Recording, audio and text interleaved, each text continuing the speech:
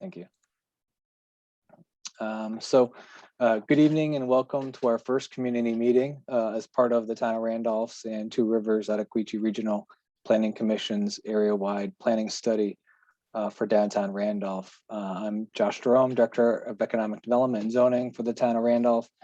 And before we begin with tonight's program, I just want to provide some context as to why we're here tonight. Over the past few years, Randolph has taken some positive steps in reimagining what the community wants to be. Although change is always difficult to effectuate, I believe most people would agree that the R3 process was a catalyst for this momentum and contributed a great deal to why we are here now. It brought the community together and provided a container for residents to develop priorities for focused assessment and action. As human capital in the community activated, disparate projects such as the hotel and outdoor recreation hub, new bike shop, and new food establishments have provided fuel to sustain momentum of positive change in Randolph's economic sector. Increased capacity on the municipal level has resulted in additional community programming, events, and focus on larger projects with a regional significance. Randolph is the commercial core of the region and largest township by population in Orange County.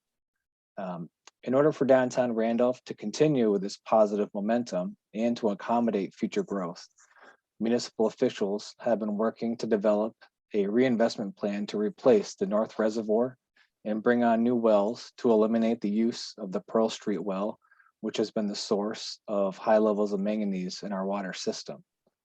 We first applied for and were awarded a Northern Borders Regional Commission grant in the fall of 2019, then applied and were awarded Vermont Community Development Program funds in the beginning of this year to help fund that project. As it stands now, we are about 90% done of the final design plans and are slated to begin the project next spring and complete it by fall. This project was originally intended for this year, but COVID's impact has delayed it.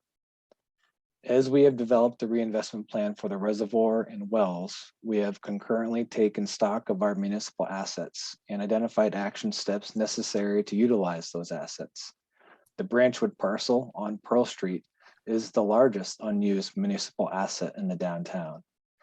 Conversations last year between the town and Two Rivers over the Branchwood parcel resulted in a phase 1 environmental assessment by VHB to initially assess the site's contamination.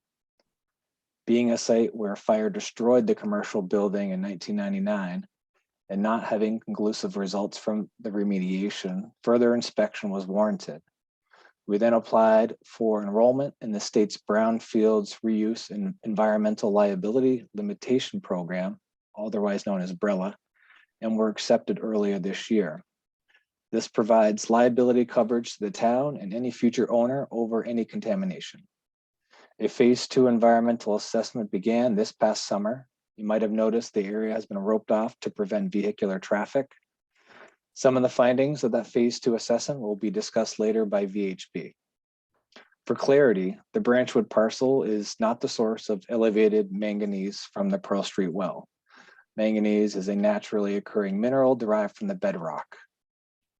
As the town, Two Rivers, and VHB have worked together to complete the environmental assessment, Two Rivers suggested a more holistic approach with an area-wide planning study, and municipal officials believe this initiative can strengthen our objective of investing in this underutilized asset and identify additional underutilized assets that have redevelopment potential in the downtown.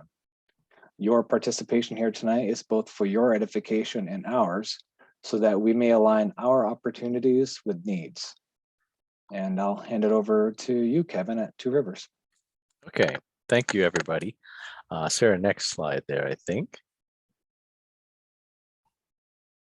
And I'm Kevin Geiger. I'm the Director of Planning at Two Rivers, Adequachi Regional Commission, and we are the folks who have the money from EPA to hire folks like VHB to assess the site and to do this area-wide planning study.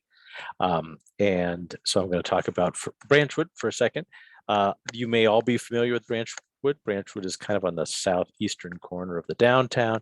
It has two parcels, actually. The parcel you may be more familiar with, the smokestack, on the railroad side of Pearl Street, and it does have another parcel on the south side of Pearl Street there. So we're going to be talking about that and other properties tonight. I want to talk about area-wide planning in general. That term, we use that term to talk about two parts an area-wide plan does. It looks at environmental constraints around sites, and then it looks at reuse potential and reuse possibilities. And the idea is a lot of sites have issues of one kind or another, especially in any urban context or that had previous commercial use. That slows them down from redevelopment. But what we really need for redevelopment is we need a vision for a future, a picture of what do we want this thing to be besides just a vacant lot, perhaps. And there's a lot of possibilities. And so tonight we're going to talk with you about all those things. This is the agenda right now. So we're going to do our introductions and some housekeeping stuff. We're going to talk about redevelopment opportunities and constraints. And then we're going to have some brief question and answer. That's going to take us about 45 minutes in or so. But then we're going to really get down to talking about the parcels in particular and getting some feedback from you on which parcels we should focus on, Branchwood and others, and potential reuses out there. And I think there's one more slide here for me. Yep. So just hold all the questions until the end. Again, about 40 minutes or so from now, we're going to have a good time for questions from all of the presentations that we're about to do.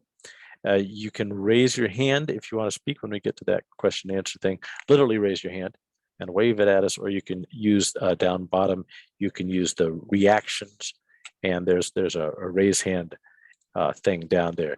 There should be. Sometimes you can use the wave hand. There's a wave hand down there too, and that'll work equally well. Remain muted. You'll see a little red microphone with a little slash through it. That'll mean you're muted if you're not speaking. That'll be good. That'll save everybody listening to stuff. And obviously be respectful and courteous as we go along tonight. I want to point out that when we're talking about parcels, those have been identified preliminarily as parcels with, number one, within the downtown area, but also with good reuse potential out there. And we're going to be talking about them tonight. That doesn't mean that the landowners have said, oh, pick me on these parcels. And it doesn't mean that what we come up with is necessarily going to happen, you know, on that site. This is an exploration of opportunities for folks. And then as we go forward, and it's not the end, it's the beginning of that process a little bit. Let's see, just about some other things. Again, as we get a little later, we're going to be looking at potential priority uses for sites, and then we're going to try to do a deep dive, picking the Branchwood site, which we're already working on, and another site out there. And these are the focus areas. You can see the outline in red. The yellow is your central business district. So we have Branchwood on the edge there, but we've got one parcel on the north side, several parcels on the south side. You might think about the Playhouse Theater and other stuff that's down there. And then way out near the railroad crossing, there's some previously industrial properties out there as well in the purple. Again, yep, so we're going to be talking about potential reuses. So the use, because the use drives the reuse. If there's a parcel, but nobody wants to do anything with it, nothing's going to happen. But if they say, oh, and it can be all sorts of things. It doesn't need to be a commercial use. It could be a public use. It could be a green space. It could be housing. It could be all sorts of things. And it could be a combination of those. And again, the catalyst site is that Branchwood site, both sides of the street. And what are those design priorities? What are the things that the community really wants to have happen on those sites? And so now I think we're going to go to Denise. Denise, are you going to lead off the next part? Yes, and Greg's going to share his screen with the slides. Good evening. My name is Denise Roy, and I'm an environmental engineer with VHB, and I'm here with two of my colleagues, Greg McDonald, also another environmental engineer, and Mark Hamlin, who's a senior planner with VHB. And we've performed work at the Branchwood site to date and also are driving the area-wide plan. One component of that is the environmental desktop review. So Greg and I are going to go through our findings from the environmental desktop review. And this is just one of the pieces of information that's going to feed into our discussion tonight for reuse and potential considerations. So an environmental desktop review is really a high-level evaluation of an area for environmental concerns. And so the area is the focus area that Kevin showed before with several parcels, all in downtown Randolph, and it includes that former Branchwood site. But it's the review is very high level in that there isn't a site visit, there are no interviews. It's looking at databases, federal and state databases, maps. And so that's why it's called a desktop review, because we could essentially do it from our computers. And we're looking for indications of former uses that may indicate potential for release of any sort of hazardous materials, and any sort of other potential contamination that could impact redevelopment. So that's really the objective, is just to kind of lay the groundwork and say, okay, do we see any red flags here? And how could this impact redevelopment? So that includes looking at the physical setting, the groundwater flow directions, surface water, soils, those sorts of things. Also historical uses. So a property that's been vacant for 200 years is much different than a property that was used for a dry cleaner or for another industrial type of purpose. We also are looking at sites that are nearby or in the area that are regulated sites with the DEC. Those have known contaminant conditions or suspected contaminant conditions, and they're enrolled in their programs. So Greg is now going to go through the details of that environmental desktop review, and then I will come back and kind of summarize things and talk about Branchwood a bit. Yep. So like Denise said, my name is Greg McDowell. I'm with VHB. I've been working on the area-wide plan as well. And whenever we started, we looked at the focus area, which Kevin already started to describe, and we essentially divided it up into 4 different blocks. So we have the west block, which is the area out along Weston Street by the railroad crossing, what we've defined as the north block, which is 2 smaller parcels to the north of sort of the central downtown area, central block, which contains more of that central business district, and then the east block, which contained just those 2 different Branchwood parcels. And we divide this up as a way to sort of organize our review and also be able to focus on the properties within the focus area blocks, as well as in the immediate vicinity, like Denise said, where maybe there's identified conditions that could pose a potential redevelopment consideration on a parcel within the block. So to sort of dig into a high level summary of the findings of our environmental desktop review, like Denise said, we looked at a lot of historical uses at these properties, tried to identify places where there was documented storage or use of petroleum products or other hazardous materials. And typically we can look at these historical uses as a good understanding of potential for environmental impacts at a property. So for example, if we're looking at a gas station, we know most times that gas stations have some sort of underground tank system where they're storing petroleum products. Unfortunately, we've come to learn that these tanks have historically been known to cause releases to the subsurface. So that's sort of an example of how we're looking at these past uses. So generally speaking, uses within the area none are extremely surprising. The west block out on Weston Street, we have a lot of woodworking use, wood products and lumber processing out there, as well as some commercial uses historically. As we look more into the central block, this is obviously where you have a more diverse range of uses. If we look back to the early turn of the century, you have a lot more use associated with fuel storage, blacksmithing, some more some older style uses, and then we get more into auto repair, maintenance garages, gasoline stations, and there's always been a general commercial presence in the downtown area. The North Block, largely residential uses were recognized. And then, as was mentioned with the Branchwood property, that was a wood products manufacturing and has had some residential use on the other side of Pearl Street there on the south side. And when we're looking at these uses, it's important to note that this is in some ways speculation, but we're looking at these uses, the storage of materials, handling of those materials, and like Denise said, looking at those state and federal databases to try to develop a better understanding of what potential constraints for redevelopment may be present. So then sort of a bigger summary of how this all relates back to the area-wide plan. So the big takeaway from the environmental desktop review is that there's no environmental conditions within the focus area that appear to preclude redevelopment. There's no property here that appears or is documented to be contaminated beyond a threshold that it would make sense to redevelop, which isn't surprising.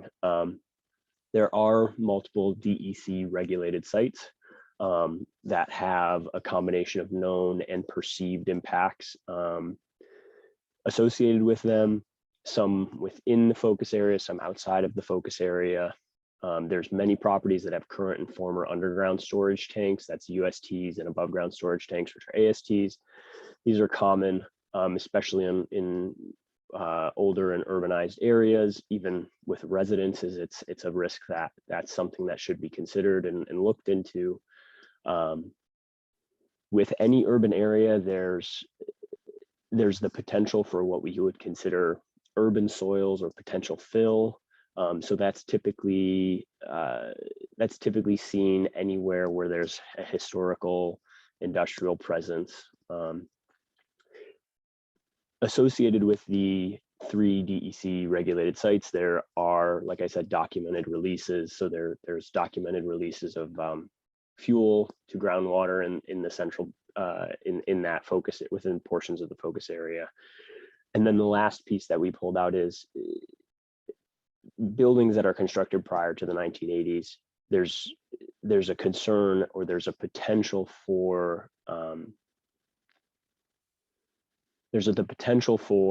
potentially hazardous building materials to be used, building materials that are asbestos containing, lead-based paints, which people are probably familiar with, PCB containing paints or coatings or other building materials. So that's just another piece that we sort of pull in this desktop review to add into an additional consideration as we look forward at sort of the next steps. And it's important, like I've said, that this is all preliminary, it's research. None of the impacts have been confirmed, and we don't know anything about any of these properties with certainty until it's tested under current conditions. And with that said, I'll pass it back to Denise, and she'll sort of discuss the process moving forward with the findings of the desktop review. Thanks, Greg. So moving forward with any of these sites that are in this focus area, for our recommendations, we would recommend that a particular site, if we were looking at it for redevelopment, that it would go through a formal ASTM phase 1 environmental site assessment. The work that we did is kind of a higher level than that. It doesn't get into actually being present on the site, and a phase 1 would include interviews. It would include a more thorough document review with other records at the town, a site visit, taking pictures, so site reconnaissance. So it gets the result of an ASTM compliant phase 1 is that it'll evaluate for the presence of recognized environmental conditions, and it will list out what are recognized environmental conditions for a particular site. And by starting the process this way, it offers potential liability protections, innocent homeowner protections for prior to any development, which is part of what we're finding out or working through with Branchwood.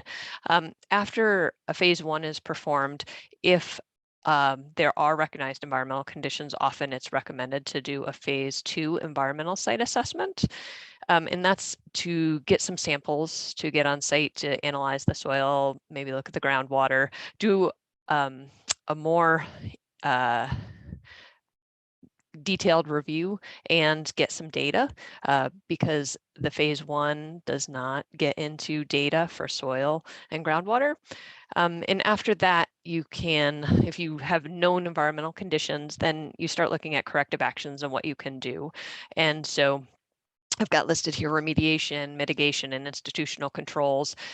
These aren't very complicated. Remediation could be very simply digging up an area of soil and trucking it off site. Mitigation could be putting down some sort of engineered barrier, which could be pavement or a building footprint or foundation.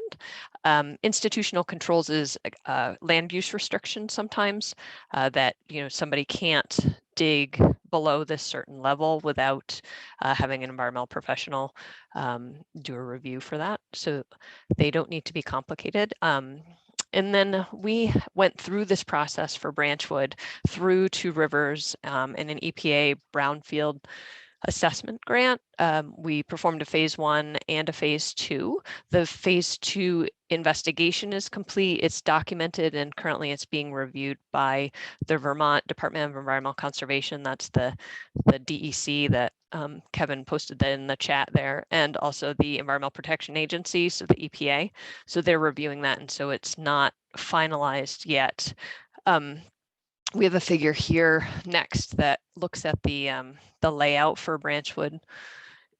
And so this is that parcel. It's divided into 2 pieces, north and south of Pearl Street. So the footprint for the former mill is the purple stripe area. And then there were also former lumber storage areas, and there was a railroad spur that came off of the line. And there they had coal storage, and they presumably would, import and export materials and that sort of thing. There are also a couple of residential buildings on that south piece. So we, after performing the phase 1, we performed a phase 2, which included soil and groundwater sampling, putting in a couple of wells for groundwater on the entire parcel, both the north side and the south side. And results show that they're basically just shallow soil impacts that are associated with the former uses. So that former wood manufacturing building had an incinerator where they incinerated waste. So that's burning things, burning waste. And also the mill caught on fire and burnt in 1999. And there was the railroad spur and the railroad nearby. And so those former uses, as well as potentially using it as a snow dump and some other things, have caused some soil impacts on surface soil, and it's contaminants that are really common, particularly in urban areas. So, and they're not contaminants that migrate. So it's just in the surface soil at this point.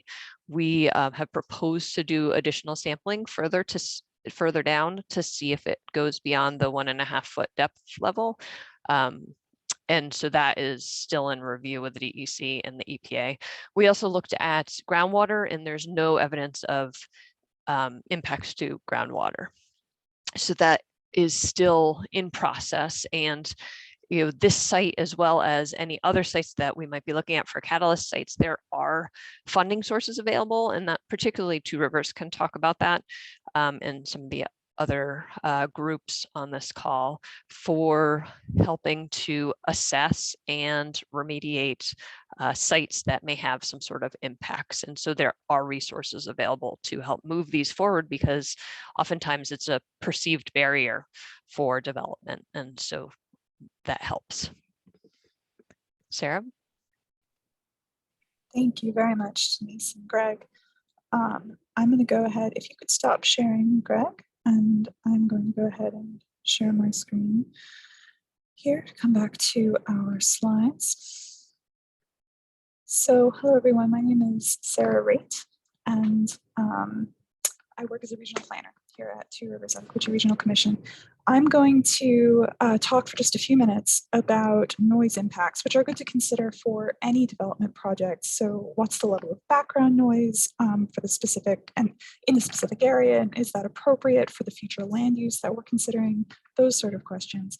This evening, I'm only going to be talking about noise from the perspective of how to fund a project, a redevelopment project. So the Federal Department of Housing and Urban Development, or HUD, funds many housing projects across the country, particularly affordable housing, and they can also fund development of some community facilities, buildings, spaces, that sort of thing. So many folks do look to HUD when they're thinking about how they're going to build up their capital stacks for a redevelopment project. But there are some limitations on what can be funded, and noise is part of that eligibility analysis. So HUD money, cannot be used to construct buildings in areas where the background noise level is above 75 decibels.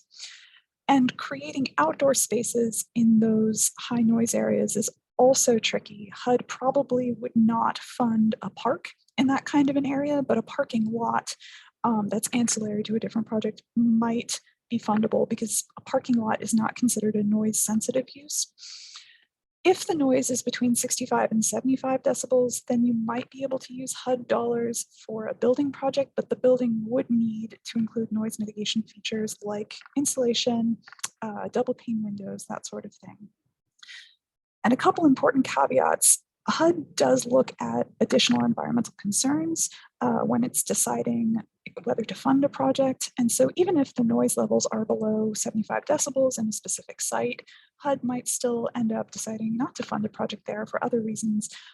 Also, noise analyses and mitigation requirements are incredibly site specific. And so you don't know for certain whether a redevelopment project is fundable through HUD until you really dig into the details of that unique site context. That said, all of that said, in Randolph, we know that we have some significant noise impacts from the train horns that have to be sounded before the train reaches an at-grade road crossing. And so the state estimates that the decibel levels are probably at 75 or above within a radius of 125 feet of the tracks. So using spatial data that was very generously shared by Todd Sheffer of SRW Environmental Consulting and Julie Ifland from RACDC, we've used that 125-foot rough rule of thumb to map these high noise zones. And so the high noise zones are in red, and the study focus area parcels are in yellow, and where they overlap is orange. So you can see that quite a few study parcels could be impacted by high noise levels in those orange areas. Then most projects would not be fundable through HUD. Again, this is just a rough guess, and an actual HUD project review would look in depth at the unique characteristics of an individual site and its surroundings, but it is worth keeping this constraint in mind if the town's going to be considering redevelopment projects that might depend on HUD dollars, like a subsidized housing unit complex or a community facility. So at this point, I am going to pass it over to Mr. Doug Kennedy of Doug Kennedy Advisors, who's going to be presenting, pardon me, I'm just going to share his slides. He's going to be presenting a housing and commercial market analysis for us. So Doug, are you on the line? I'm here. Wonderful. And can you see your slides? I can see them. Yeah. Perfect. Thank you. If you want to make them bigger, that would be great. Absolutely. Okay, just very quickly, I'm Doug Kennedy. I'm an independent planner and economist from Norwich. what I do is to work with private developers and communities throughout the US, and with a focus in this part of the world on development issues. What makes sense on a particular site or in a community, and to look at some of the feasibility issues behind new development. In Randolph, I'm specifically looking at residential or housing potentials or commercial potentials for new development. My findings and my recommendations, which I'll finish up with here, are not necessarily specific to a site in downtown Randolph, but are specific to the community. In other words, it's a potential that could, if it fits on one of the sites, that would be great. But these are things that work from an economic and market perspective. They might compete with existing built businesses or housing developments in Randolph, but they make sense in terms of the current economic situation. So, Sarah, if you'll move to the next slide. So first of all, one of the things I do is to take a good background look at a community, what's going on from an economic perspective.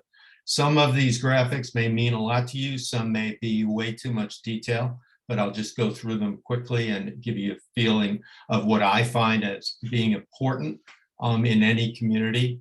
This particular graphic shows three different things over time, that is since 2000, the year 2000.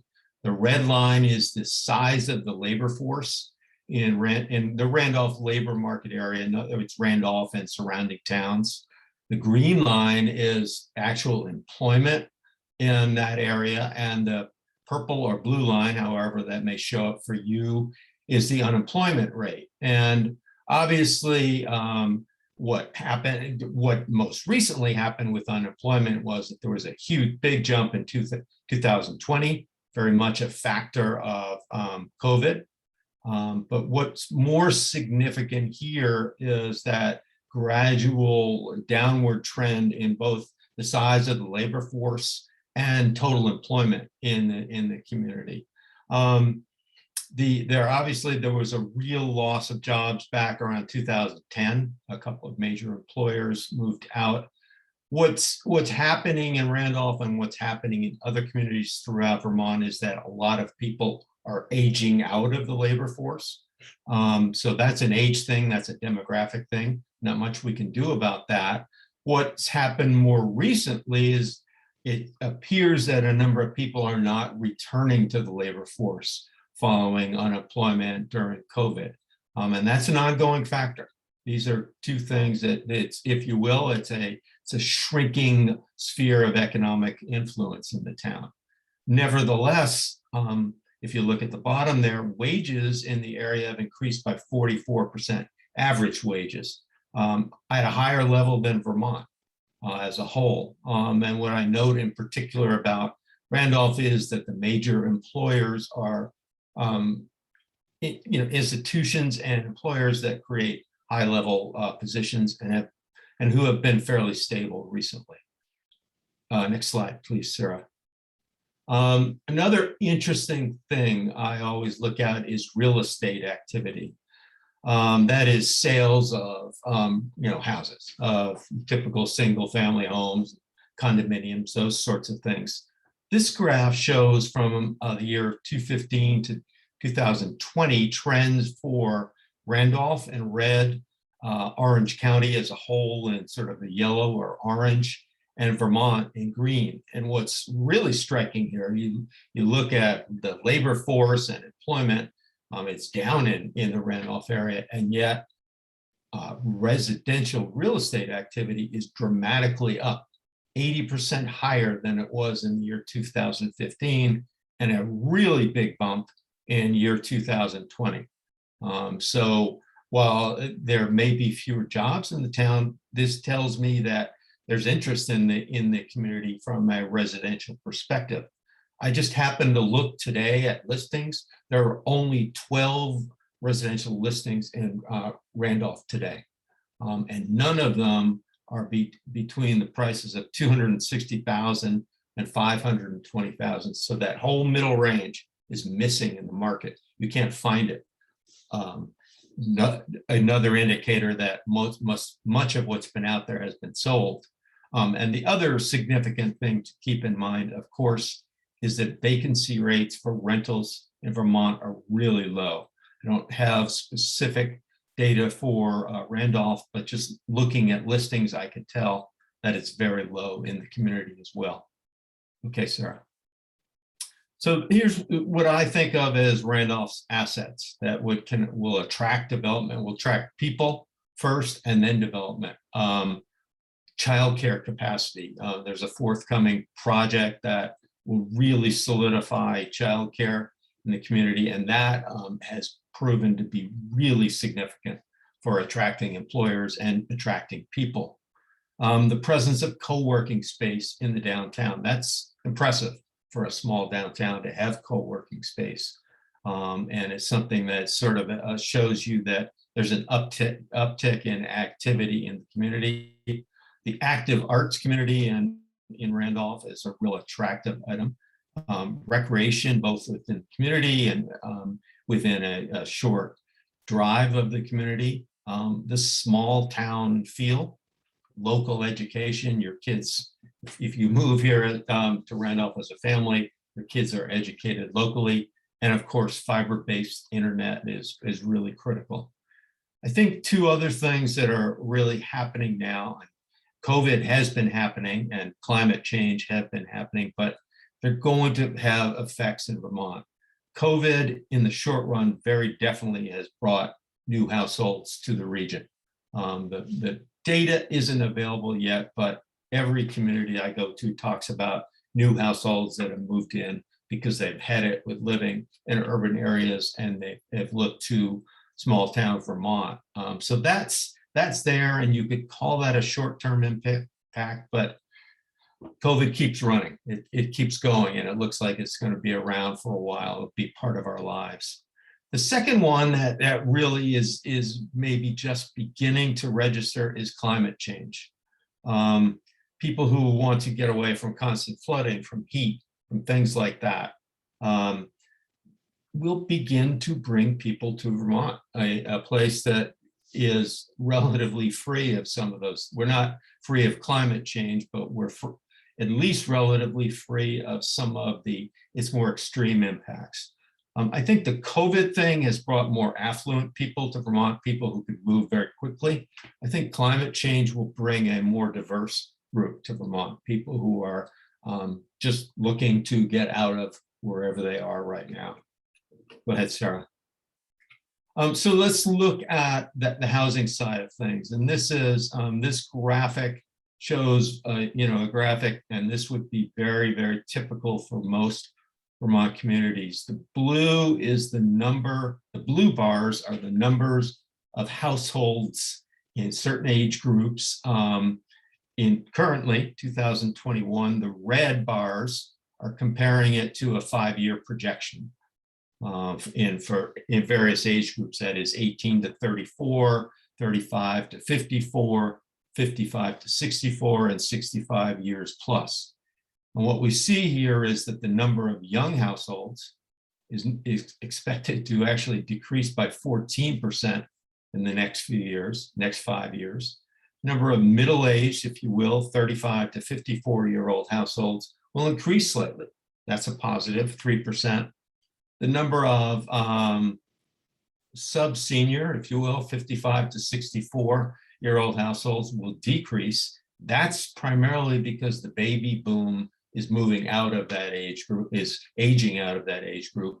And there'll be finally a dramatic increase in the number of households in 65 years or older in the market area around Randolph. And what's particularly, what's interesting here is about Randolph is if you look at population figures, really hasn't changed much in the past decade. It's pretty much the same as it was in 2010. But what I always note and say to anybody in any community is look at new housing. And there has been minimal, if any, new housing development in Randolph in that period.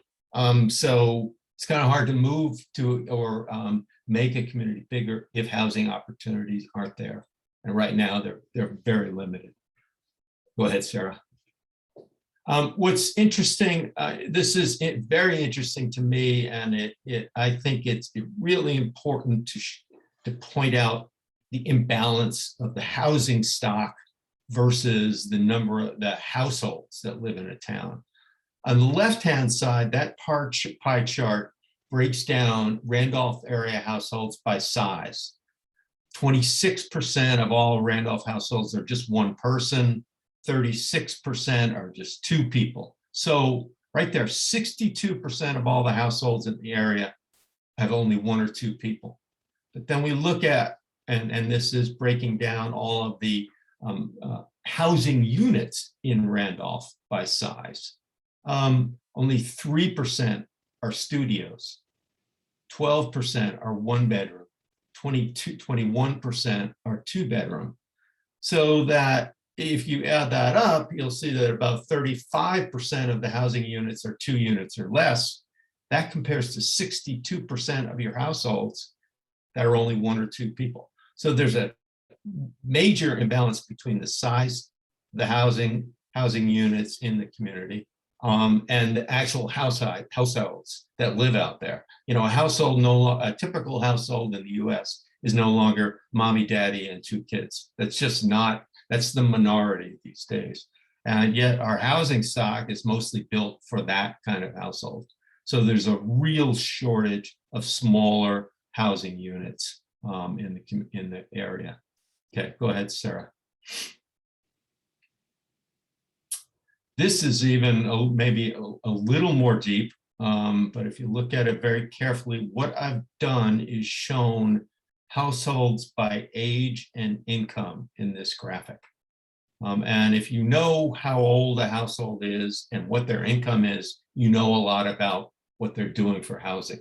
And what this specifically shows in various groupings is how those groups will change over the next 5 years. For instance, if you look at the upper left, you'll see that households that are aged from 18 years to 40 years, who are a very low income category, 0 to 25,000, will decrease over the next 5 years.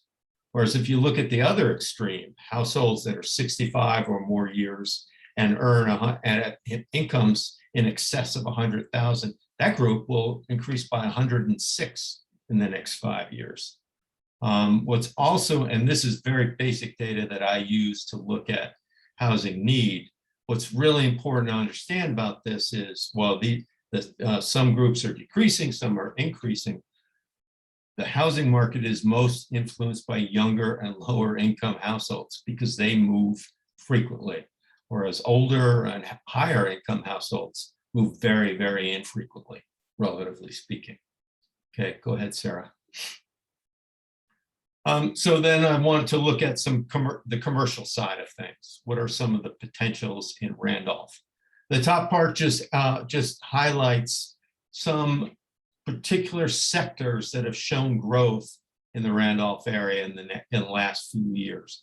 That's construction, more activity there. Financial activities, that's real estate, banking, those sorts of things. Professional and business services, that's professionals like engineers, people like me, people who legal, architecture, those kinds of folks.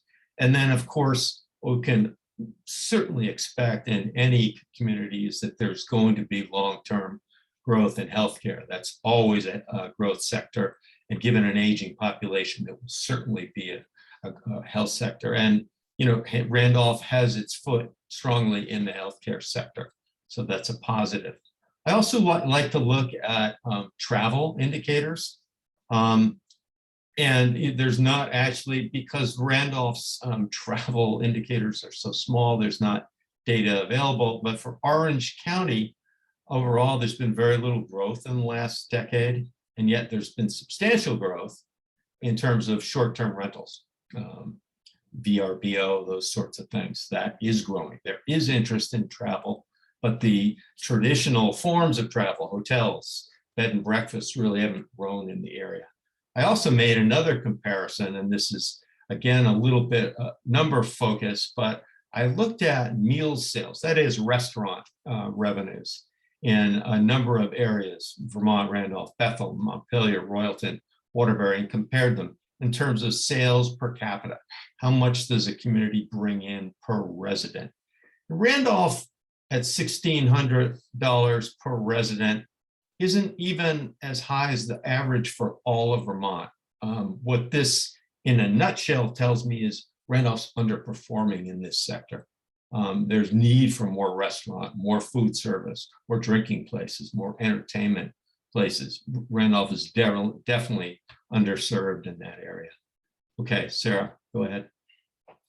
And other retail opportunities. This is just a comparison of what sales actually occur in the area versus the demand that's generated by the people who live in the area.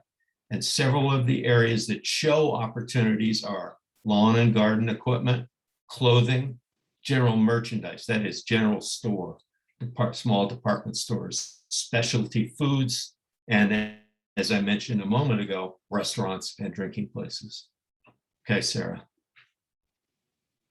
Other commercial opportunities that I think are there is, you know, and I mentioned specifically bed and breakfast. I think a hotel would be great in Randolph, but I think at this point, the community doesn't quite have enough volume to support a full line hotel. So I think the better way to look at it is to build up with smaller entities like bed and breakfasts.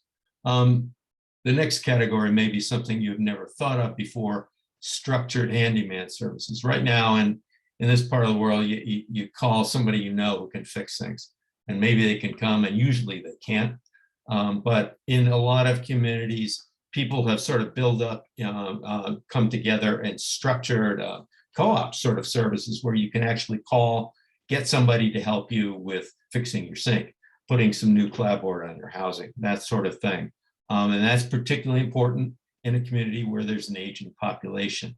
A couple of other things that pop up for Randolph are pet supplies and services and food trucks. A really good way for restaurateurs and people in that sector to test out a market and find out if it's a good place. Okay, Sarah. So on the residential side, here's what my preliminary findings are. And I'm very interested in what I hear tonight because I'm going to go back and refine this afterward.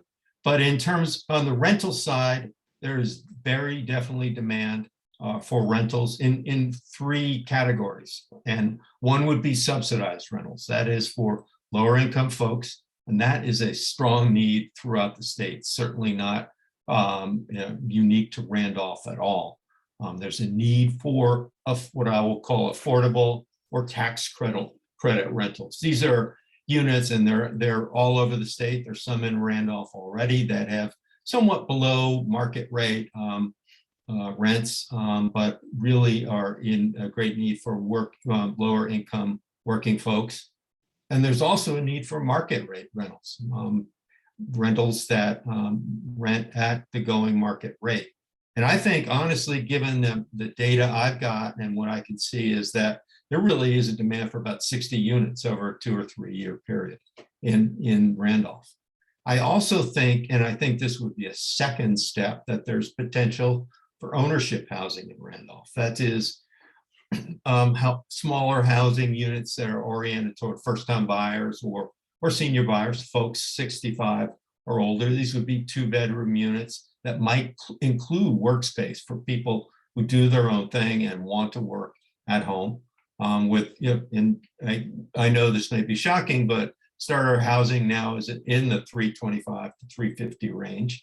And I think this is a potential that has maybe, there's potential for 15 or to 20 units over a 3-year period. So those are very quick run at what I've come up with. And I think a lot of this are things that could fit on some of the sites we'll look at tonight. Thanks.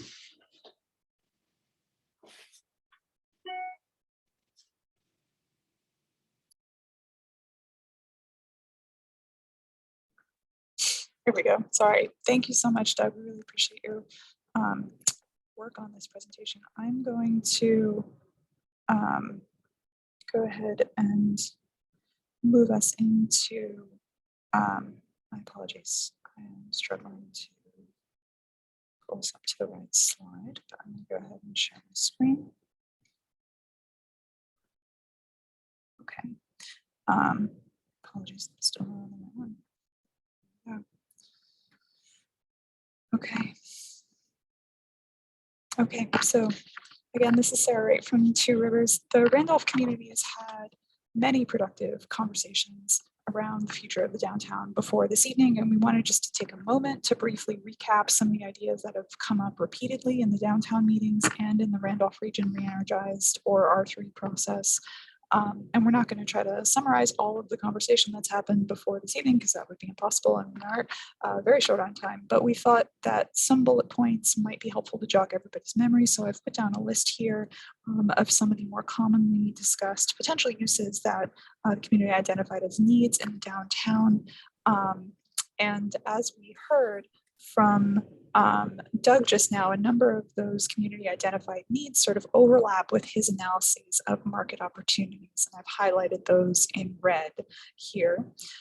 Also, because we're going to be discussing site design this evening, we've picked out some of the recurring comments about the downtown streetscape that go beyond uses. So community members have highlighted that they'd like to see the downtown be ADA accessible, more pedestrian friendly. That means with sidewalks and other amenities, but also sort of street facing businesses, more bike friendly, wayfinding signage, mixed use developments, public Wi-Fi, street beautification, more cohesiveness of the aesthetics of the streetscape, and electric vehicle charging stations, also connectivity to trails. So from there, I'm going to pass it to Kevin, who's going to lead us through a brief question and answers period. Okay, so we're running a few minutes, maybe 5 minutes or so behind. Not too bad. If there are any burning questions, or and maybe we can get answers from just a couple people on what you've seen so far. If it's a question about, oh, what about that site, or all those things, that's the next part coming up. So if anything's about questions and really uses on sites, or comments on that area, that's really the next part of the discussion. But if there's any questions right now, and if anybody wants to raise their hand, I see Gary's hand, so I'm going to call on Gary. Gary, you want to unmute yourself there? Gary Durr. Gary, you got to unmute yourself there.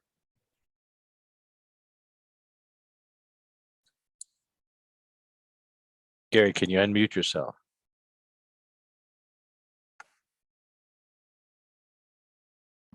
I was very impressed with Doug Kennedy's analysis of the Randolph area.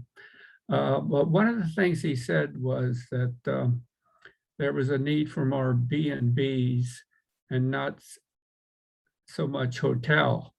Well, there was a study done during R3 3 years ago that said that there was a hole along 89 for a hotel, and it is planned to be built next year. So did your study include that hotel on 89, Doug? I'm definitely aware of that project. I guess as I went through my analysis, I was really more focused on thinking about the downtown, and yeah, that project may go forward, and that's going to, if it does occur, it's more oriented toward, it's a very big part of that will be travel along 89, as opposed to a hotel that's specifically focused in the community. I'm certainly not saying there isn't a demand. I think in the short run, being realistic and having worked with a lot of lodging properties, it would be difficult to find financing for a hotel project in downtown Randolph.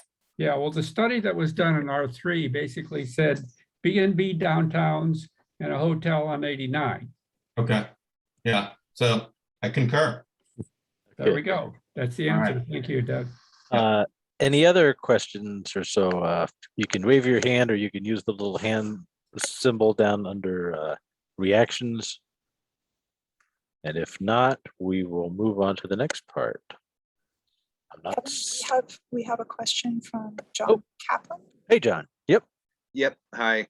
And maybe this is what you're about to get into, but I was a little confused by all the parcels that were highlighted on that first map, like the four areas. You know, Branchwood is pretty obvious as a site that is kind of there to be developed, but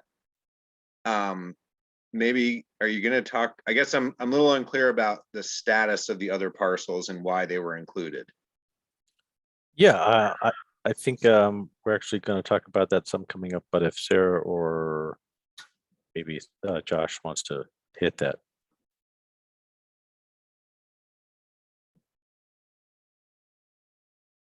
Sarah, do you want to? Sure. So these parcels were selected in consultation with the town, with input from RACDC as well. And they were identified as a subset of the parcels that have significant redevelopment potential, are either vacant currently or have significant redevelopment potential. And the town has been thinking about it collectively in those specific areas for a while. And so we recognize that these particular parcels are not all of the parcels that need attention in the downtown. They were simply highlighted because we have to start somewhere. And so these were sort of picked out as ones where we could focus community dialogue and attention for the purposes of this study, recognizing that obviously there will be conversations about many other portions of the downtown as well. So the sites are quite diverse, and in their histories and in their current statuses as well. So I hope, does that answer your question? Yeah, basically, I guess unless I misread the map, are you showing one of the parcels as the Playhouse Theater? That was the one that kind of caught my eye the most. Yes, that was selected in consultation with the town. I guess, and again, that one just is a little bit of a head scratcher for me, but that's okay. Would anybody from the town or Julie, would you like to speak to that particular parcel?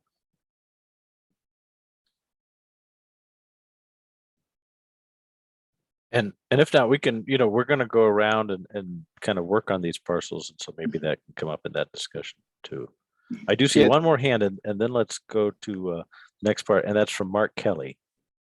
So Mark, can you unmute? Yeah, in Doug's presentation, there was toward the end, there was a histogram that talked about the different opportunities for gray bars with some numbers at the top, which were dollar figures. And I would ask if he would explain that a little bit better. So Doug, can you bring us back there for a second? I think I'm, Sarah, can you get us back to that? Yeah, I'm trying, my apologies. Okay. And I missed the description of which figure it is, I'm sorry. Was it this one? No, keep going, I think one more. I think it's this one. Okay. Is this the one you're talking about? Yes, it is. It is. Okay. This is what I do is calculate total sales in each retail category. In other words, existing sales that existing businesses are generating. And, I don't know it to the dollar, but we can estimate it pretty closely. And then we compare it with the demand that is generated by people living in the region. Okay. How much do they spend on restaurants? How much do they spend on clothing? That sort of thing. And when you compare those two numbers, certain things start to pop out, such as, gosh, there's much more demand for, in this sense, let's say clothing. Much more demand generated by people in the region than there is actual sales in that category. And that's very typical for small downtowns, because an awful lot of clothing shopping occurs in, either, well, it used to be malls, Now a lot of it's on the internet, but a lot of it doesn't occur in a downtown area. But what this does show to me, and that's what this very simply shows, is where there are areas where there's clearly more demand generated in the area than there is supply in Randolph itself. And this is just a way of identifying opportunities that entrepreneurs might jump into, because that maybe they can capture part of that demand that's now going somewhere else. Does that make Right. sense? Well, almost. What are the numbers across the top? For lawn and garden equipment, it's 1.1 million surplus. Clothing, $10.4 million surplus. These are surpluses. That's what you're saying. Yeah. Surplus of demand over actual sales. So they could be thought of as the gap in available. This is called gap analysis. Yes, correct. Yep. Great. So now Sarah's going to have the ball for the next hour or so, which is going to be in two parts. So Sarah, while I'm talking, you can get ready to do whatever you're going to do over there. And so we're going to be looking again out of those blocks, the south, the central, and the northern stuff. And she is also going to give you over in the chat, I believe she's going to paste a link for a Google document where if you don't want to comment right now, or if you're not the type of person who just jumps in on Zoom, you can be putting stuff over in this Google document and we can watch that. And we will leave that open for the rest of the evening, and then we will shut it down just so it doesn't go on and on. And so we can be looking at that. And so there's a link over there in the chat I can see for folks. And this is about focusing. We've got a scatter shot of several places. How do you want us to focus down on a particular thing? And then what kind of uses do you want us to focus on those particular places? So Sarah, are you ready to take the ball? Okay. Thank you. Okay. So I'm going to go ahead and share my screen here. See what we can do. Okay. Is that full screen now? Kevin, do you see full screen? Okay. Fantastic. So as Kevin mentioned, we're now transitioning into the portion of this evening's conversation where we're really looking for your input and all of the comments that you make this evening and that you post in the Google document, which is linked in the chat. And please, if you're having trouble accessing the Google document, raise your hand, let us know. You should have editing permission there, so you can go ahead and type things in. We're going to go through each block one by one, and we're going to talk through, first of all, the potential uses that you see as being possibilities there. And then we're going to think about which block might be good to pick one site out of to do a more deep dive into from a design point of view. And we're going to ask for some design guidance from you on that. And then we're going to transition to talking about Branchwood, and we'll talk about uses, and we'll also talk about site design for that. And so as we go through, I'm going to give a little bit of introduction before we dive in, but I do want to say, just sort of thinking back to the comment about the Playhouse Theater, when we're talking about uses and potential redevelopment, it doesn't necessarily have to be the case that a use might change on a parcel, but redevelopment might look like changing the look of the parcel, or maybe the design of part of the parcel, so that it matches the other buildings and sort of achieves that aesthetic consistency that folks have been talking about, or something to that effect, right? So it doesn't necessarily follow that a use has to change during redevelopment. But it's something that we want to talk about this evening and get your input on. So let's dive in here to the West Block, which again is a series of parcels over on the western end of Weston Street, near the intersection with School Street, sort of flanking the railroad corridor there. And I do want to make a note that the zoning here is gateway commercial. So that according to the current land use regulations, the only prohibited use for this area is indoor retail.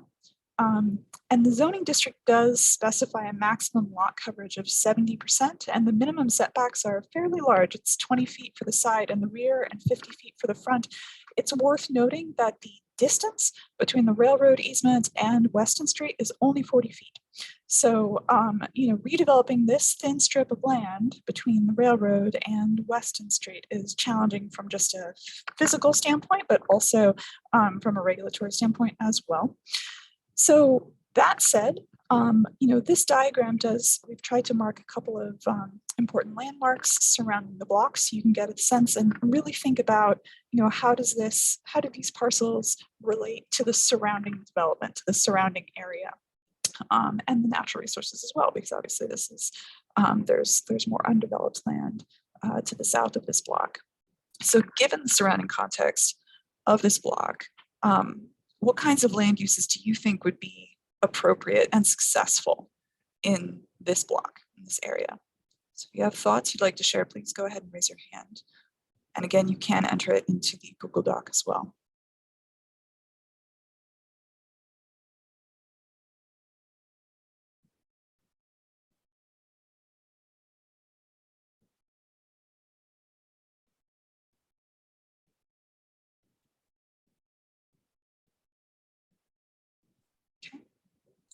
Not seeing any hands. I see Jeffrey Grout.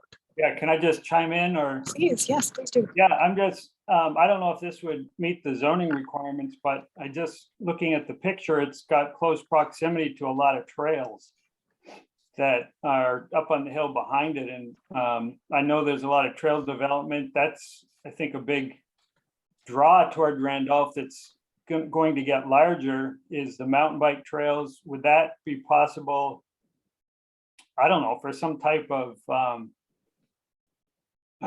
park area or camping recreational area, staging area for mountain bike or trail walks there. And again, I'm just thinking out loud, so I don't know if that would make sense, but This is a fine time to think out loud. yeah, just brainstorming, I guess. But that's the first thing that jumped out at me is it's very close proximity to a lot of trails. I don't know what we can do with the buildings right beside the railroad tracks. They've been there a while, and I guess I'd call those pretty heavy industrial buildings. I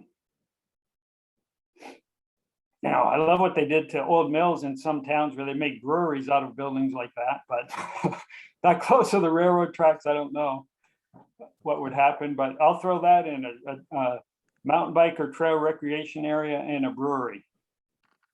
Thank you. And I don't know if that fits zoning or not, but. It's okay. And I see Josie Crothers. Yep. So Josie. You're on mute, Josie. Yeah. Okay. I'm not sure in what condition those buildings are in and if they are redevelopable. But it's certainly, it seems like a light manufacturing use, but also interesting for artist studios. If those buildings are usable at all, I think they're, tying in with the art scene. It's something that would possibly need subsidizing to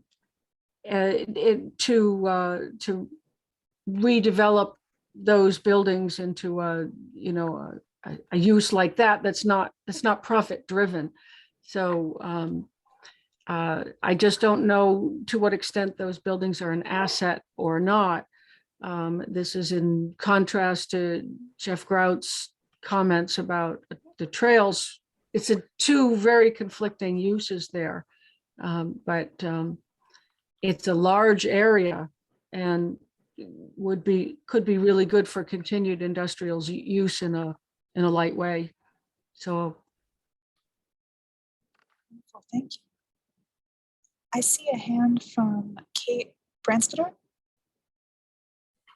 Hey. Let me see if I can do video here.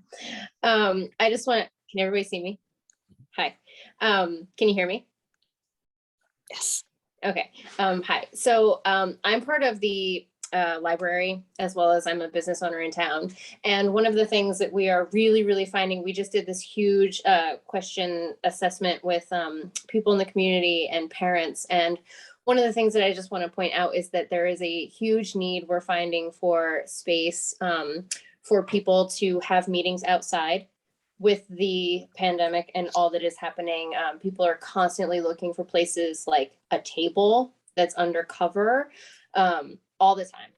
And with the library closed, it's something that we offered over the summer, but now we're not because we took our tent down.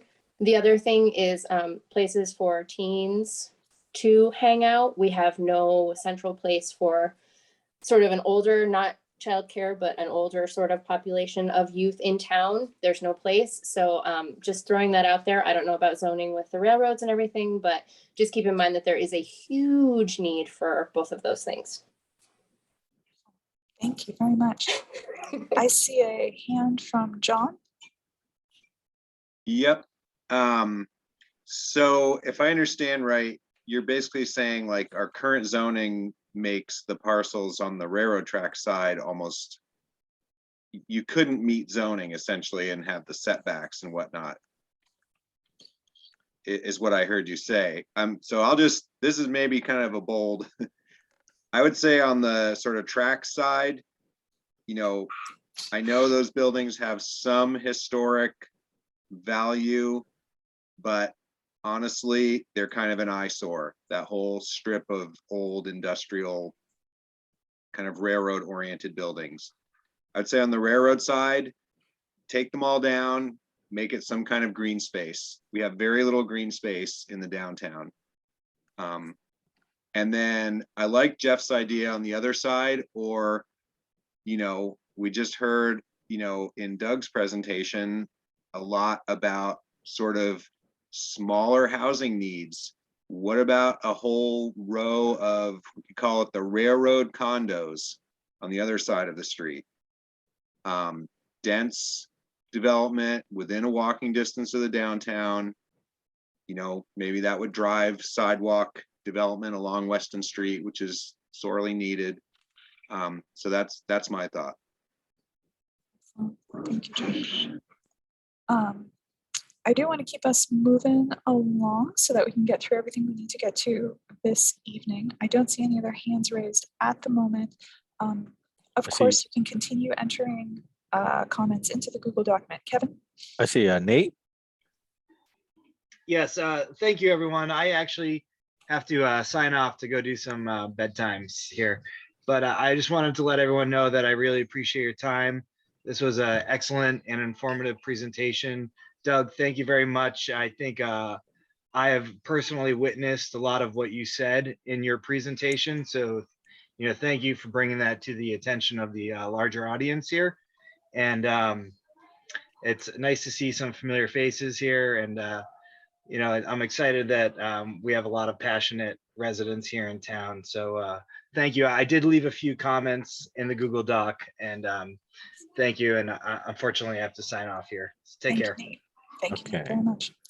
We do have the other areas to cover too, and We do. Branchwood. So Sarah, you're going to go to the. Okay, so the next area that we'd like to talk to you about and get your input on potential uses is the central block. We've outlined the parcels of interest in red. And I do want to just a quick note on zoning. This is the central business district, which supports sort of dense, multi-story, customer-oriented businesses and services.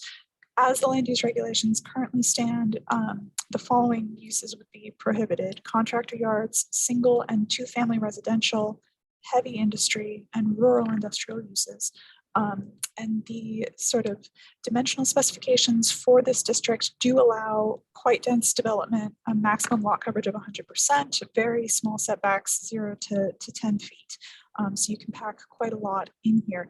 I will also note that at the 2013 downtown meeting, the following comments were made about this particular area. There was a call for sort of landscaping and greening up of the streetscape. There was a suggestion of maybe an art corridor or gardens along L Street. There was a call for more aesthetically consistent streetscapes in this area, and a call for sidewalks, of course, for pedestrian connectivity along Weston Street. And there was also talk about artist studios and living spaces on Weston Street, which we talked a little bit about in the West Block discussion as well. So for that, I'd like to open up the discussion again. What kinds of uses do you see as being possible and appropriate for this particular area? I see a hand from Josie. Very, very quickly, somebody who, former member of the select board, was upstairs in the space above the, I think it's the Napa Auto Parts store, the one near the movie theater. And it's fantastic space up there, and could be really good rentals. And I think in a lot of the buildings in downtown could become rental residential. Gary, I see your hand, Gary.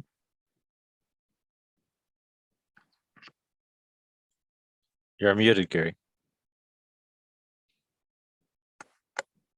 I've always been intrigued by the possibility of clothing / shoe stores in downtown Randolph. Now, I know we're up against West Lebanon, but personally, I'd go downtown to get some shoes and clothes. Okay, thank you. Thank you. Any more comments? And while folks are thinking, I will remind you that if you're entering comments into the Google document, the comments for Central Block will be on the second page, I believe. It's sort of organized by page. Okay, I see Jamaica. Hi, I just wanted to go off of what my mom Josie was saying, but so first I want to say that affordable rentals and nice quality rentals should be paramount. But another thing to think about is the building with Napa is could be a boutique hotel and bring tourism to downtown. I've been studying small towns and how they have regenerated themselves or sort of come back from the brink of ghost towns for the last couple of years. And I have found some really amazing tiny little boutique hotels that have revitalized some really tiny towns, a lot smaller than Randolph. So not necessarily there, but in one of the older buildings downtown, it's, you know, I've seen boutique hotels with just a couple of rooms that have really made a difference in some of the towns. So it's just something to keep on the back burner if any of these properties end up, you know, being potential for tourism. That, you know, that would be a good way to bring more businesses downtown. Great, thank you. I see a hand from Kate Branstetter. This is the last thing I'm going to say, I promise. So one of the things I just want to say two things. I definitely agree about housing. We really, really, really need housing. I have lots of friends that want to move to the area, especially out of like Brooklyn, but can't find housing. And the other thing is that when we asked all the teenagers and getting ready to graduate kids at Randolph, we asked them, you know, what would you need in order to stay and live here?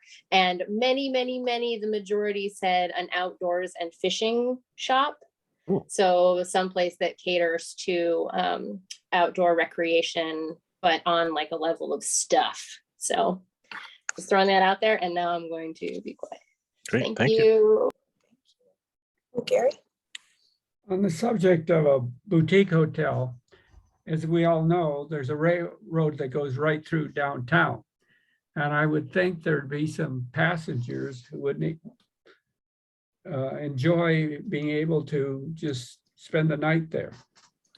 And that would be an asset towards, you know, having more restaurants, which it was stated that we need.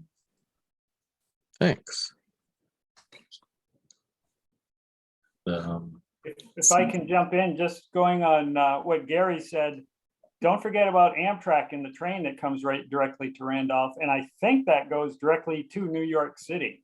And if we could promote that and, you know, spiffy up downtown area a little bit, that it really could be a real attraction.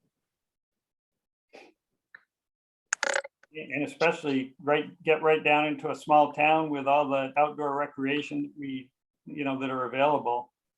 Yeah, I think we should promote, that's something to be promoted for sure. So yeah, that goes, but I think that's a great idea. I love that boutique hotel idea. Even if it's a relatively small unit, you could probably keep it full most of the time. So that sounds like a real opportunity as well. And that's what we want to do, is attract the business to downtown first, I think. So. Thank you. So at this point, I think maybe I'd like to move on to the North Block, unless you see additional hands, Kevin. I do, but we Okay. do need to get to Branchwood at the end. And so how are you Yep. feeling for time? Yeah, so let's move along. And again, please enter your comments into the Google document. Type directly in there. We definitely want to hear what you have to say. Thank you. So now we're going to move on to the North Block, which is also zoned commercial business district. So again, that sort of high density friendly zoning that we've already talked about for the Central Block. At the 2013 downtown meeting, it was mentioned, there was some talk of activating Pleasant Street along here as sort of a second main street. And the idea was to have perhaps back entrances to the stores that are fronting on Main Street. There was also talk of landscaping and murals, better pedestrian amenities, trail connectivity. And there was also discussion of potentially putting in a new food store in the Pleasant Street area. So with that said, and looking at the surrounding context for these two parcels that are highlighted in red here, what are some uses that you would like to see come into that area?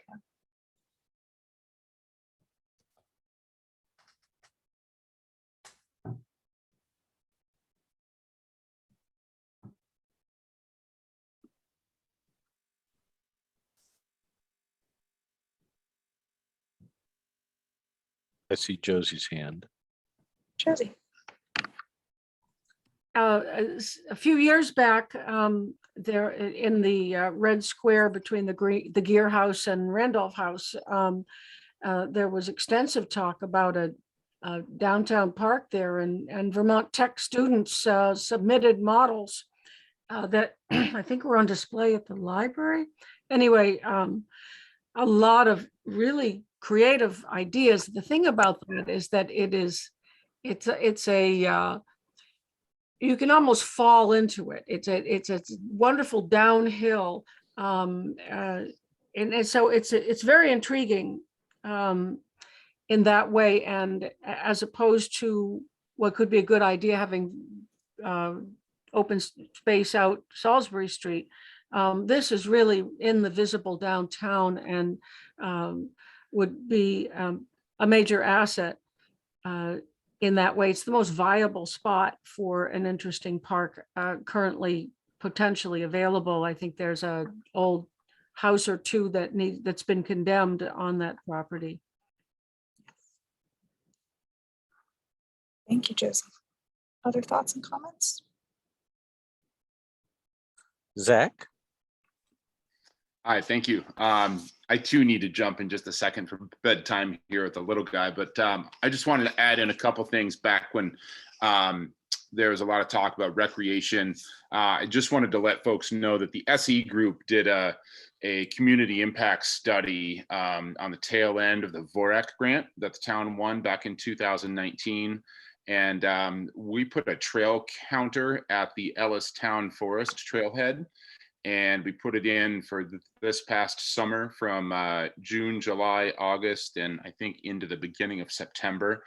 And the trail use numbers there, and I don't have the report right in front of me, but it was over 12,000 trail users over the summer that use the Ellis Town Forest Trailhead. So that kind of gives you a snapshot of users. That's both hikers, that's everybody, trail runners, mountain bikers, hikers, and all of that. So I think you can get a good sense right from that right there, that there's a very strong growth rate, even from just a few years ago when there was no trails at all in the Ellis Town Forest, and that's just one teeny little section of the larger Randolph area trail network. The gear house there, that land and property, we did have some larger plans for out back of that building pre-COVID. COVID kind of put the clamps on some of our other longer range plans with kind of entertainment ideas and food truck ideas in the back of the gear house. But I will I don't know if Josh Jerome, if Josh feels like the town just applied for another VORAC grant, and I won't let the cat out of the bag. I'll let him kind of speak to that if he sees fit. But the idea of what's in that VORAC grant kind of falls a little bit in line with what's been discussed here tonight. Some exciting ideas around housing and recreation and combining those. So I'll defer to Josh on that. I want to say something, but I don't think I should. So, but yeah, all great ideas. The buildings next door, I think, would be a great place to have a boutique hotel, to tear down those buildings and rebuild those. It's a great visible spot on Main Street, and I fully support that. So thank you guys for everything. John, you have your hand raised. John Kaplan. Yep. I'm glad Josie brought up the park idea, because I think there were some really creative designs that would definitely, kind of enhance the downtown. Kind of alternatively, that seems like a spot where you could have some, 2 to 3 story buildings that were, or maybe a single building that had some kind of like office, small business or a retail on the ground floor, and then some, apartments above it. Because again, right in the downtown, and but I probably, given those two things, I feel like some more green space in downtown would be good. Thank you very much. Okay. Any other hands that you see, Kevin? I don't see anything. No, I'm not. I see Gary again, and we're getting down to about the last half hour, so we'll probably need to go to Branchwood soon. So Gary, do you have a short one? Gary, you're muted. Sorry.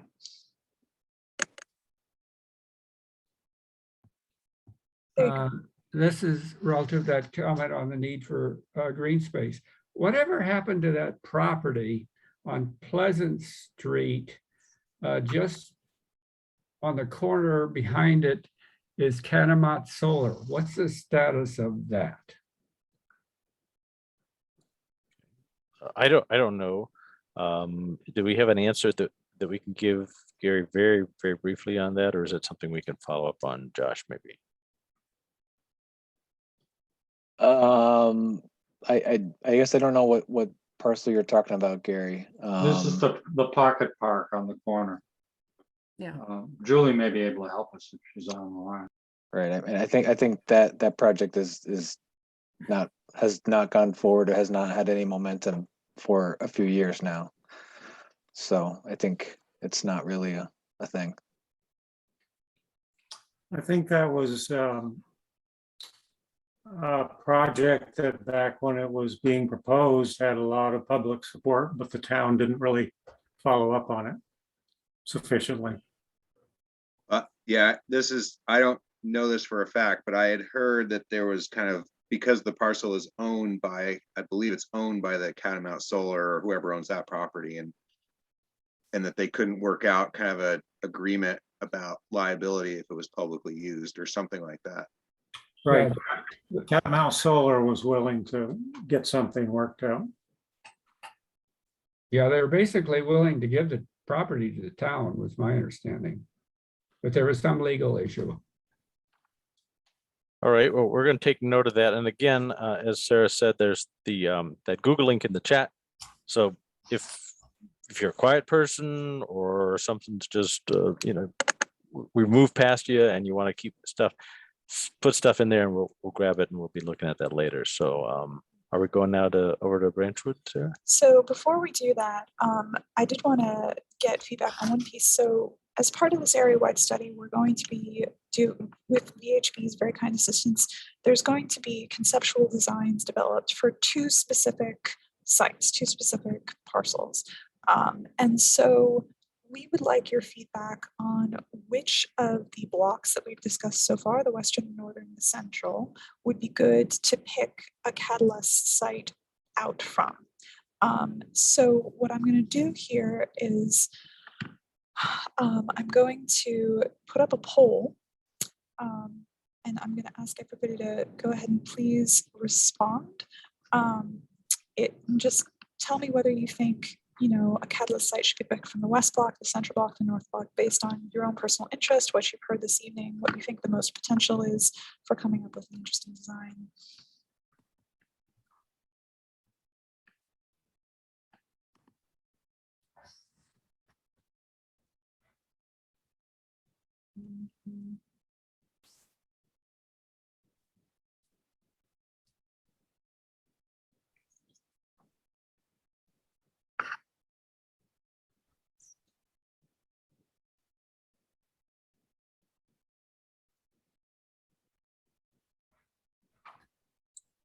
And let's see, we have 33 people here, so something like So 30 we're at seconds. 19 people so far. Okay, hurry up and vote. We're going to leave it open for another 30 seconds and then we're going to go ahead and close it.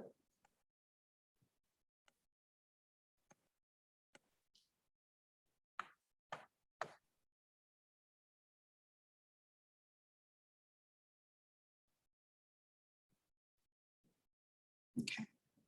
All right, we are at 20 respondents so far. So or 21. Thank you for the person who just jumped in. So I am going to go ahead and close this poll right now. And right now it's looking like the central block came in with the most number of votes. Can everybody see the results from the poll there? Great. I see some nodding heads. Fantastic. So it looks like central block is of greatest interest to folks. So that's where we'll go ahead and pick a catalyst site from. If you have ideas for which parcel in particular would be good from the ones that we've highlighted here, I'm going to stop sharing this and I'm going to actually just jump back to central block. If you have an idea of which of these particular parcels would be good for us to do some conceptual designs around, that means a rough site map and some renderings of streetscapes, that please do let us know. Drop it into the Google document there under the central block section, and let us know which site you'd like to see worked on. But from there, I'm going to ask us to transition our thinking to the east block, which is the Branchwood site. And you can see it here. I've included, you can see the central block sort of peeking in your lower left-hand corner here of the map. But the property that we're focusing on right now is just the Branchwood site, which straddles both sides of Pearl Street and is currently vacant in its entirety, with the exception of the one smokestack. So I wanted to start off by asking for input on what uses would be desirable, appropriate, successful for the Branchwood site. And I do see a hand from Heidi. Apologies if I said your name incorrectly. It's Heidi. It's all good. Heidi. Thank you, Heidi. Thank you. My name is Heidi and I am the recreation director for the town. And so I'm going to advocate for our youth and our seniors, as well as for our community. Through the rec department, We have over 800 users that use our facilities for youth sports, camps, pool, ice rink, as well as our special events that we have in town that we have created in the last 4 years. And the biggest takeaway from our youth, as Kate talked about a little bit, is there is no place for our youth, our middle school youth and our older youth. Big advocate for biking and mountain biking, but that is also a high-end sport. The youth that I work with, over 200, 300 kids, can't afford bikes. And then when they want to bike at camp, the number one thing they want to bike is in a skate park. That is a huge need in our community in central Vermont. It's a big thing for our youth. And we can't forget about them. And I feel like we're constantly forgetting about them and putting them to the side somewhere that we can't see. In my experience for 20 years in recreation, when you put something in the middle of town, like a skate park or a park for older kids, senior activity that we have a walk space, it's get used because you got a large community watching over our youth as well as our seniors. We also don't have a town green either for our events. We have some of the largest Halloween events, winter events that we created, 4th of July, are very popular here in Randolph that bring lots of people to town. And we have to close down some streets and all that stuff that, you know, cause traffic jams and all that good stuff. If we have a community space that we could include food trucks, a green that we can have large events for our community, that's an ideal spot for that as well. And our seniors, we have our Randolph House, we have the Red Lions, we also have Jocelyn House, and they don't have a space to walk around our downtown. For their health and for their mental health, there also can be a nice walk path around the parcel. And when you engage your seniors as well with youth together, it brings the community together. You have countless of data proving that's what a community needs. So I'm always, and then a dog park.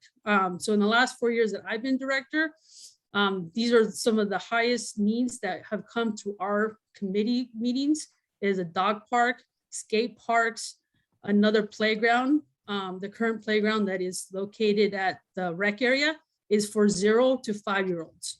So an older kid above 5 or 6-year-old, they get bored because it's very catered to 0 to 5. And a community space event for our community to gather. So those are the top things that we've been constantly bombarded with. And that is the ideal spot that we have been talking about for 4 years that would really bring our community together. Thank you. Thank you, Heidi. Other comments about the Branchwood site, potential uses for the Branchwood, reuses for the Branchwood site? And I'm seeing comments in the chat too, and we're capturing that, of course.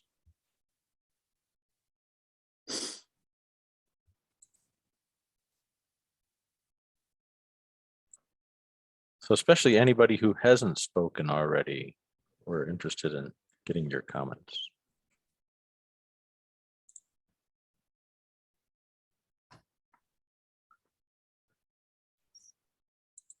Pat, I see Pat.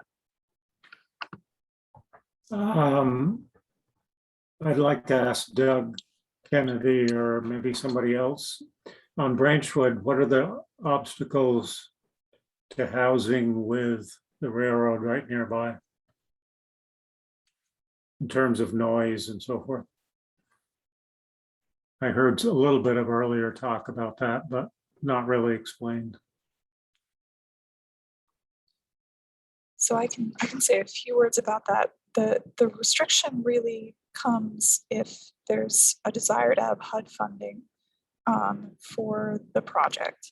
So it's certainly possible that a reuse could be accomplished without using HUD funding, and therefore the regulatory constraints around noise wouldn't be as big of an issue. I think that the community should evaluate whether the noise levels, even outside of the regulatory context, if you feel comfortable with the noise levels in proximity to the railroad. I know that, some folks, Josh was telling me that some folks live next to the railroad now. And so maybe getting a sense from the community as to, how intense those noise levels really are, if that would work for the reuses that are being contemplated in that particular area.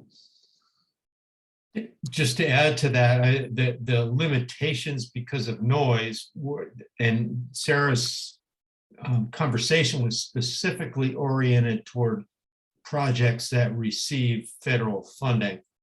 In other words, if a private developer came in and did this, financed something privately, there would be no limitation because of noise, other than that developer would want to consider what impact the noise would have on what he or she was trying to do.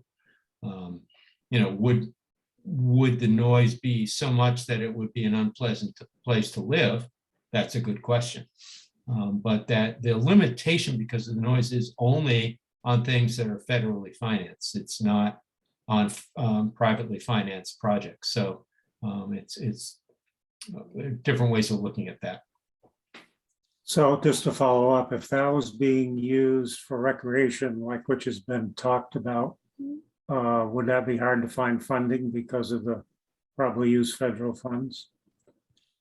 So again, it would rely on whether or not we're talking about HUD funding. It's possible that other federal agencies might not have the same restrictions. Let me chime in again. I actually live on Pearl Street. I live right next to the train tracks. The highest trains are coming in the middle of the night at 11 o'clock, 2 or 3 in the morning, and your house shakes a lot. I'm not gonna lie. Luckily, I'm a city girl, so it doesn't really bother me, but it doesn't come in during the day. So the trains come at 7 in the morning, 11 in the morning, and then it comes at 7 o'clock at night, and several come throughout the middle of the night, a couple times a week. So my neighbors can testify to that as well, but most of the activity is because No, Heidi, so sorry. I think you got muted. No. The last thing I said was the highest activity is from about 11 to about 7 o'clock in the morning. Okay, thank you. I do want to call on Mark Kelly. He's had his hand up for a little bit. Yeah, I'm just thinking that an overlapping use for this, if it is set up as a kind of a park, is of course the farmers market, which really needs a place to settle, and could be done with the addition of an outdoor shelter, so that we'll have spaces for people to meet outdoors that have some shelter, and later on when COVID is over, if it is ever over, that space would be useful for people having picnics and that sort of stuff. Thank you, Mark. So because we are getting close to the end of our time here, I do want to remind folks, please drop your comments into the East Block section of the Google document. I would like to get your thoughts and feedback on how the site might be laid out. I'm hearing a lot about sort of open air uses of the site. So, as you're thinking about design of the site, where do you anticipate that people are going, that like the most activity is going to be concentrated? Where are most people going to be gathering? Is it going to be closer to the sort of the Pleasant Street side of the parcel? Would it be elsewhere? Where are you envisioning sort of concentrations of people, and then also structures, if you're envisioning structures? How are people going to be moving through the space? We'd love to get your thoughts on that. I see Jamaica. So I'm looking at this.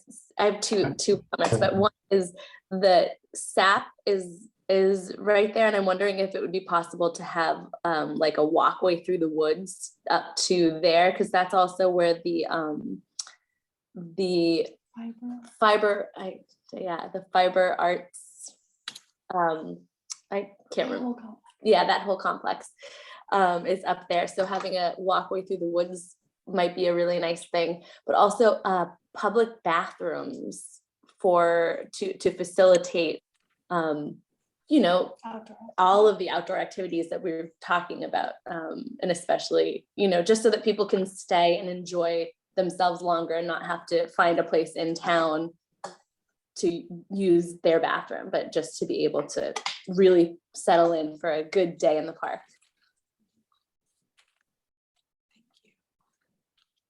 Patrick French, your hand is up. Are you still interested in making a comment, or was that from earlier?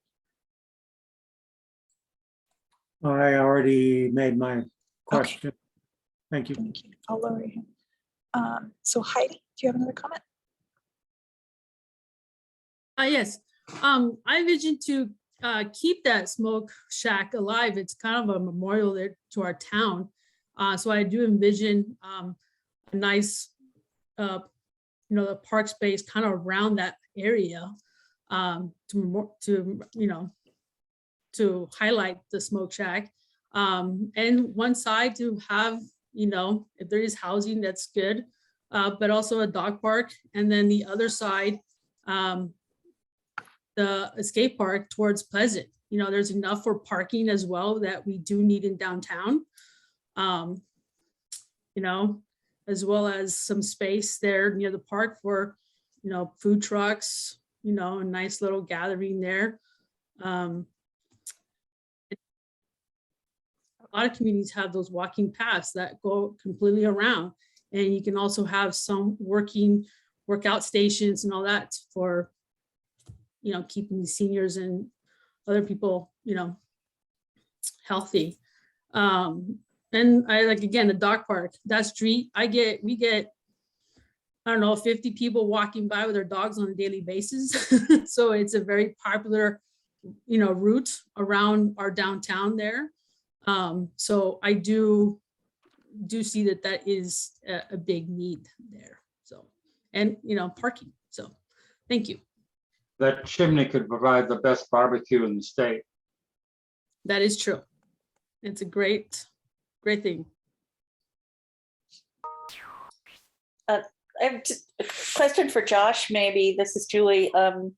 What will happen to the property on which the Pearl Street well is located when that's closed down? I mean, I think the town will retain ownership of that in case that well needs to be used again.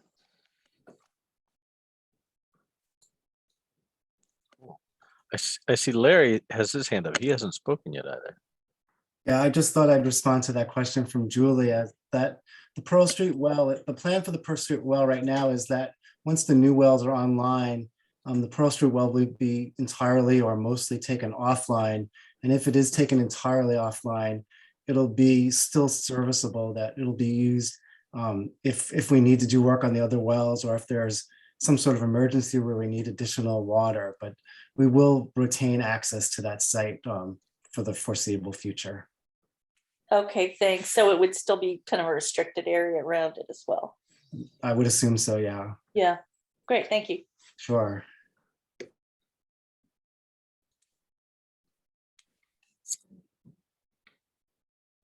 Other comments on site layout for the Branchwood, future Branchwood redevelopment, whatever you envision that to be?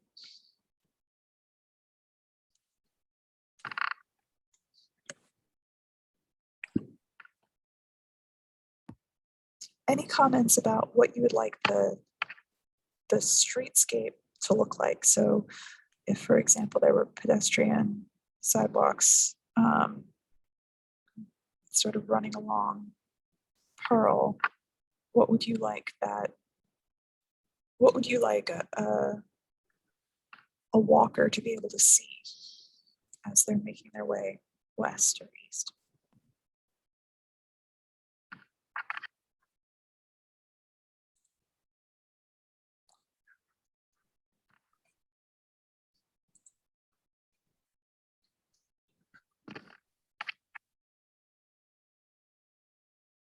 Grant? Ramsey. I know there was lots of controversy about it. Well, maybe not lots of controversy. I think a lot of people liked it too, but the redesign of Merchants Row, I think made such a huge difference already in the downtown. And I think continuing on with that kind of idea with the rain, what are they called? When you do the flower things to mitigate the rain, wastewater, I can't think what it's called, rain garden or something. You know, that kind of idea, it just made so much of I guess we're still yet to see how we deal with it with the snow, which was a lot of people's complaints with plows going through there. But I really think it's made a huge difference on that little corner, and I'd love to see more of that around town and probably in the Branchwood area if that were to become a park or whatever it was to become. I think more of that. I totally agree with everything John's saying about making the town more walkable. We have a lot of elderly people in Randolph, and they need to have somewhere to go. They need to have something to do. You know, lots of places people go walk around malls or wherever when they want to walk. And there's no place to do that here safely for elderly people. So having nice sidewalks and all of that, I think would be a great thing to do. Thank you.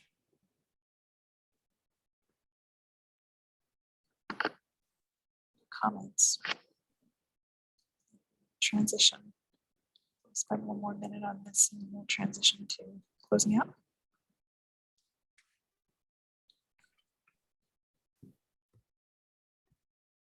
I see lots of comments in the Google Doc. Thank you, everyone. Keep adding them. And this Google document will be available through the rest of the evening. So if something strikes you after the meeting, please go ahead and add your thoughts.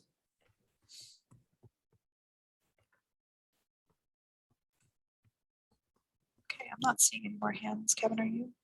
I'm not, so we could do the kind of what's going on next part of life. Sounds good. All right. So Kevin, do you want to take it away? Yeah, so just to give you an idea of what we're going to do with all this stuff, this is not the end of things. So VHB is going to go off and they're going to work on some conceptual plans for the Branchwood site and for the site over there in that central area now. And we're going to have a second public meeting where we're going to show you all those things. We're not going to have a third public meeting afterwards, but we are going to have a second public meeting, get some feedback on that, and we'll produce, we'll get the final report from Kennedy there, and that'll come into this, and then we'll also get a final kind of report that's a synopsis of the overall environmental constraints as well that the folks from VHB talked about there. That's the immediate next part of what's going to go on here, and I think Josh is going to have a little bit of closing words to take us out. But I thank you all for coming tonight. Yeah, thanks, Kevin. And I think, yeah, just to sort of close out, this has been really important for participants to give us feedback on these really critical sites around the downtown. And, you know, I think we really look forward to compiling this and seeing what the final product is going to be, which will help us inform, you know, actions that we can take moving forward over the next several years. So I just want to say thank you for everybody who has participated. I know a lot of you, and you're all strong community supporters. So this has been great. Thank you.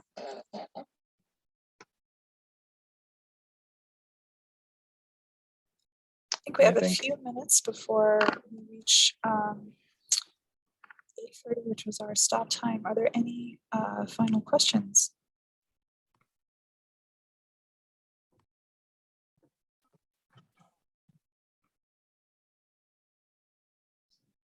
I'd just like to say one more thing. This is Ramsey. I saw a comment in the on the Google Doc about no more low-income housing, and I just wanted to say, so my job, and most of you probably who know me know that what my job is, but it's helping people find housing. Usually, people in crisis looking for low-income housing.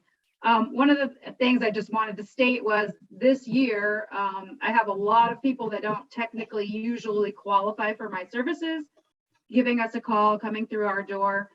And there is definitely a need for more of every kind of housing in Randolph. I've had so many people who come who have jobs at good jobs in around town or in the area, who are looking for housing and can't find housing. A number of people who work at GW have called me. You know, they're working at GW and sleeping in their vehicle because there's no housing here for them. And that they have really good jobs. If there's more low income housing, there's more, you know, one thing about people who live in low income housing, they spend every dime they make pretty much locally on all the things they need. They're not the people who are saving all of their money and spending it on giant things like fancy cars and things. They are spending their money locally. There's a lot of need for housing of every kind, and when there's also more market rent housing, then that opens up something that I think there's a misconception of who lives in low income housing. So I just have to make that statement. Thank you. Thank you.